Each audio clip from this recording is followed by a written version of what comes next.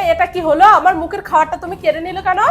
না না মা, সেরকম কিছুই হয়নি। আপনি তো পোড়া রুটি খেতে পারেন না, সেদিন আমার ভুল করে একটু রুটিটা পুড়ে গেছিল।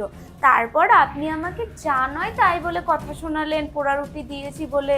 আর আজকে তো আপনি রুটি বানিয়েছেন, দেখুন না সব রুটিগুলো পুড়ে গেছে। ওই রুটিটা দেখবেন, এই দেখুন এটা আবার আরো পোড়া। তো কি করে খাবেন? তরকারিই খান আজকে তাহলে। তোমার সাহস তো বড় মন্দ নয়, আমার রুটির খুদ ধরছ? তোমার এত বড় সাহস! এই রুটি সবাই খাবে, রুটিগুলো তেমন কিছুই হয়নি, যেন একটা রুটি ফেলা না যায়। আচ্ছা ঠিক আছে মা, আমি আর সাহস দেখালাম না। আমার যখন খুব সাহস হয়ে গেছে, এক কাজ করুন, আপনি আপনি ওই ভালো রুটিটা নিয়েছেন কেন? যেগুলো পুড়ে গেছে এই রুটিটাই বরঞ্চ নিন, নিন নিন নিন। কই কই দাও দেখি। সেরামও খারাপ হয়নি, এটা আমি খেতে পারবো। রুটিগুলো খুব একটা খারাপ হয়নি বল। কই তুমি বলো না খারাপ যা হয়েছে? রুটি বানিয়েছো তোমার রুটি তুমিই খাও, বেঁচে থাকলে আমরা খাবো পরে। তোদের আগে খেতে হবে না, আমি আগে খাচ্ছি। এই তো আমি গেলাম, মরে গেলাম আমি। মরে গেলাম, তোদের সব বেশি বেশি।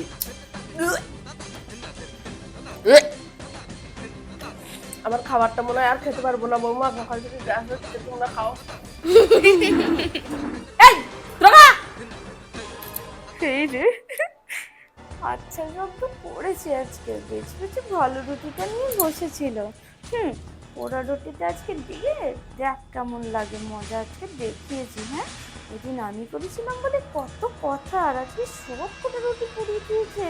নিজে পারে না, লোককে বলার বেলায় ভালোই একবারে। হ্যাঁ, সবসময় কাউকে কিছু বলার আগে নিজেকে একবার বসিয়ে দেখবে যে কেমন লাগে।